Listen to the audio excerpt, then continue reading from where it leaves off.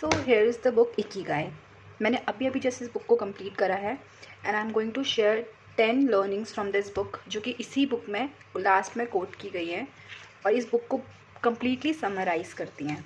So the first one is to stay active and don't retire. यहाँ पे इस बारे में ये कहा गया है कि आप हमेशा कुछ ना कुछ करते रहिए, जिससे धीरे धीरे आपका मेटाबॉलिज्म हाई होगा और दूसरा आप हमेशा कुछ ना कुछ करते रहेंगे। यहाँ पे मल्टीटास्किंग को एक मिथ बताया गया है, जैसे कई सारी बुक्स में बताया गया है। तो आप मल्टीटास्क मत कीजिए, one task at A time कीजिए, बट पूरे दिन आप कुछ ना कुछ एक्टिवली करते रहिए।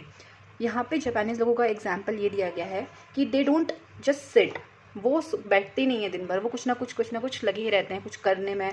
कभी ये करा, कभी गार्डनिंग करी, कभी कुछ ऑक्यूपेशन किया। वहाँ पे इन लोगों का एक ऑक्यूपेशन नहीं है, they have more than one occupation.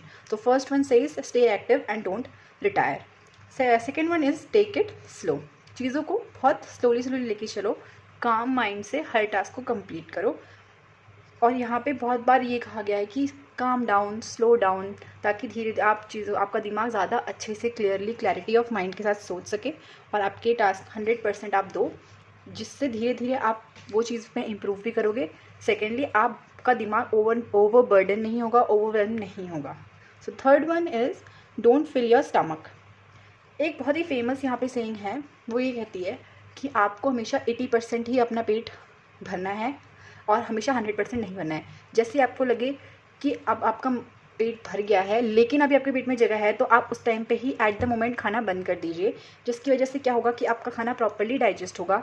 दूसरा, आपको लेज़ीनेस नहीं आएगी, जिसकी वजह से आप काम अपना प्रोडक्टिवली कर पाएंगे। तीसरा कि जब आपका जो गट है वो ओवरबर्डन नहीं होता है डाइजेशन के लिए, तो उसको रेस्ट भी मिलता है, वो काम भी कम करता है और इस वजह से आपकी लाइफ जो है वो लॉन्ग भी बनती है। Third one is don't feel, okay हम कर चुके हैं। Fourth one, surround yourself with good friends. Friends, we all know that friends work like medicines. जब भी आप उदास होते हो आप अपने फ्रेंड से बातें कर सकते हो, जब भी आप खुश होते हो आप उनके साथ अपनी हैप्पीनेस शेयर कर सकते हो। तो आपको हमेशा अपना सर्कल जो है वो अच्छे लोगों का रखना है, जो आपकी खुशियों में खुश हों, जो आपको बढ़ते हुए देखने में खुश हों। ऐसे लोगों से अपने आप को सराउंड करें, अपने आसपास के लोगों से इंटरैक्ट करें और सोशलाइज हों। फोर्थ वन कहता है get in shape for your next birthday. यहाँ पे दो चीज़ें हैं, get in shape and for your next birthday. तो गेट इन शेप मीन्स आपको हमेशा हेल्दी रहना है, एक्सरसाइजेस करनी है, डेली मेडिटेशन करनी है, जिसकी वजह से आपका physical as well as mental fitness बनी रहे, जिसकी वजह से आप ताजगी महसूस करेंगे। और दूसरा जो वर्ड्स के यहाँ पे यूज़ करा गया है वो है फॉर योर नेक्स्ट बर्थडे, यानी कि अपने आप को बहुत ओवर बर्डन नहीं करना है, एम लेके चलना है, लेकिन कामली, यानी कि खुशी खुशी अपनी मर्ज़ी से फॉर योर नेक्स्ट बर्थडे। जब भी हम लोग यहाँ कोई शादी होती है, कोई भी बर्थडे होता है, कोई स्पेशल डे होता है, हम अपने आप को उसके लिए तैयार करते हैं और वो भी खुशी से करते हैं। तो इसीलिए यहाँ पे ये कहा गया है कि आप अपने आप को फिट करें, लेकिन खुश रहते हुए, एक अच्छे माइंड सेट के साथ। Sixth one is the smile. Smile, आप कभी नोटिस करना, if your day is going very bad, अगर आपका दिन बहुत बुरा जा रहा है तो आप बस स्माइल करेंगे एक बार। कई बार हम रोते हुए भी स्माइल करते हैं, तो हम कभी भी स्माइल करते हैं तो वो हमारा मूड अचानक से, मतलब एकदम से कुछ पॉजिटिविटी लेके आती है हमारी जो स्माइल होती है। तो हमेशा अपने दिन की शुरुआत, अपनी चीज़ों की शुरुआत एक स्माइल के साथ कीजिए। ये आपको कॉन्फिडेंट भी दिखाएगी, दूसरा ये आपको हेल्प करेगी चीज़ों से डील करने में। Seventh one is the reconnect with nature. जैसे कि हमारी जो आजकल की दुनिया है, हम हमेशा फ़ोन में लगे रहते हैं, हम हर चीज़ फ़ोन से ही सीखते हैं, हम हर चीज़ फ़ोन में ही बताते हैं, हम कनेक्ट करते हैं वर्ल्ड से। लेकिन आपको हमेशा ऐसा नहीं है कि ये है तो डिजिटल वर्ल्ड ही, तो आपको रियल लाइफ से कनेक्ट करना है, अपनी नेचर से कनेक्ट करना है। अपने आसपास में नदी है या कोई पहाड़ है या कोई जंगल है, वहाँ जाना है, वहाँ पे चीज़ों को महसूस करना है। एक अलग ही वाइब्रेशंस होती हैं वहाँ पे, जिससे आपको जो आपकी बॉडी, क्योंकि हम भी एक नेचुरल ही हैं, हम भी नेचर से ही बने हुए हैं, नेचर के 5 एलिमेंट से ही बने हुए हैं।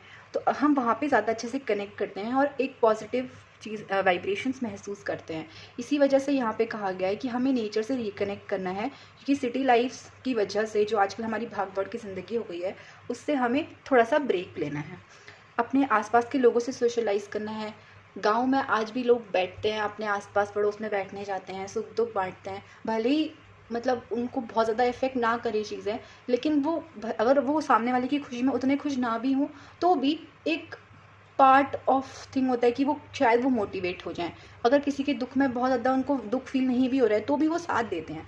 तो आपको सोशलाइज़ करना है, ये नहीं डरना है कि आपके बारे में लोग बुरा सोचेंगे या अच्छा सोचेंगे, बस आपको सोशलाइज़ करना है, क्योंकि ये आपकी खुद की हेल्थ के लिए भी बहुत अच्छा है। Next one is the give thanks. हमें हमेशा थैंक्स करना चाहिए, हमें हमेशा ग्रेटफुल रहना चाहिए जो हमारे पास चीज़ें हैं। जैसे कि अभी मैं आपको बता रही हूँ, तो मैं जिन चीज़ों का इक्विपमेंट्स का यूज़ कर रही हूँ, जो वॉइस मेरे पास है, जो मैं आपको हर चीज़ समझा पा रही हूँ, जो माइंड मेरे पास है, या हर चीज़ वो जो आप यहाँ अब जो इस स्क्रीन पे दिख रहे हो, जो चीज़ अपने आस-पास दिख रहे हो, आपको उसके लिए ग्रेटफुल होना चाहिए। हमें हमें हमारे एंसेस्टर्स के लिए ग्रेट होना चाहिए, क्योंकि उनने हमें बहुत कुछ दिया है।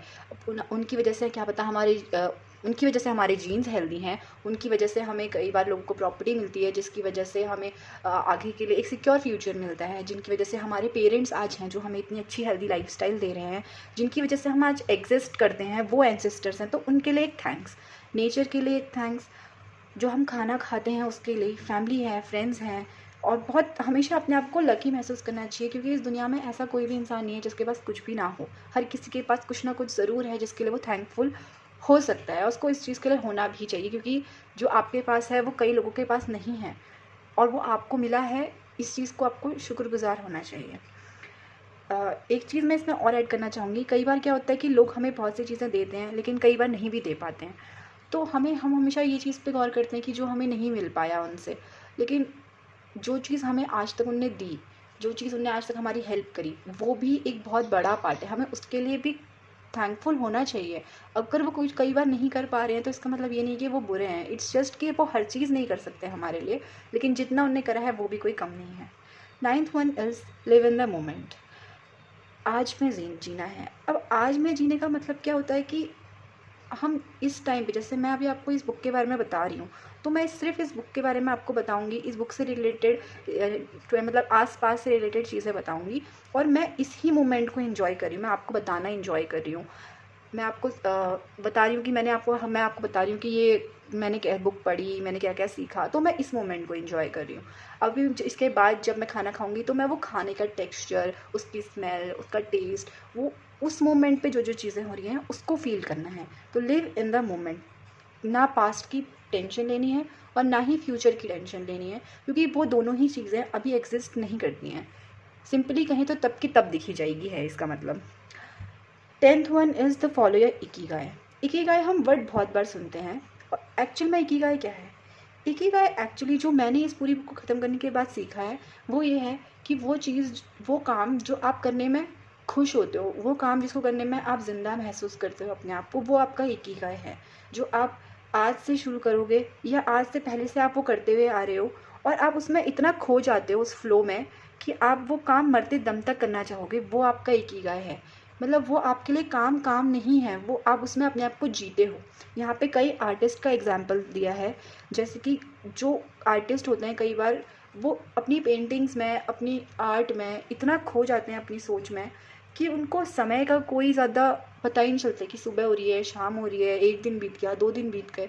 और अगर तुम उनसे कहोगे कि तुम ये चीज़ करना बंद कर दो, या किसी मेडिकल इमरजेंसी वजह अगर उनसे उनका पैशन, उनका वो स्किल उनसे ले ली जाती है, तब भी वो अपना 210% देते हैं कि वो उस चीज़ से रिकवर हों और वो चीज़ वापस से वो करनी शुरू हो जाएँ। तो कुछ ऐसी चीज़ें हैं, कुछ ऐसी स्किल्स जिसमें आप अपने आप को खो देते हो, आप उस चीज़ के साथ एक यूनिसन बनाते हो, एक यूनियन बनाते हो, उस चीज़ को आप अपना इकिगाई कहते हो।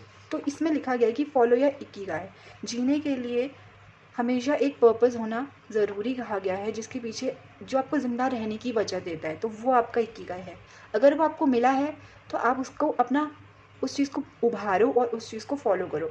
और अगर वो आपको अभी भी नहीं मिल पाया है, तो इसका मतलब है कि अब आपको वो ढूंढना है। और आप ढूंढोगे कैसे? आप 10 चीज़ें ट्राई करोगे, आप 20 चीज़ें ट्राई करोगे, आप 30, 40, 50, आप 100 चीज़ें जब ट्राई करोगे, तो आपको पता चल जाएगा कि आपको किस चीज़ में खुशी मिलती है, किस चीज़ को नहीं करके नहीं मिलती है।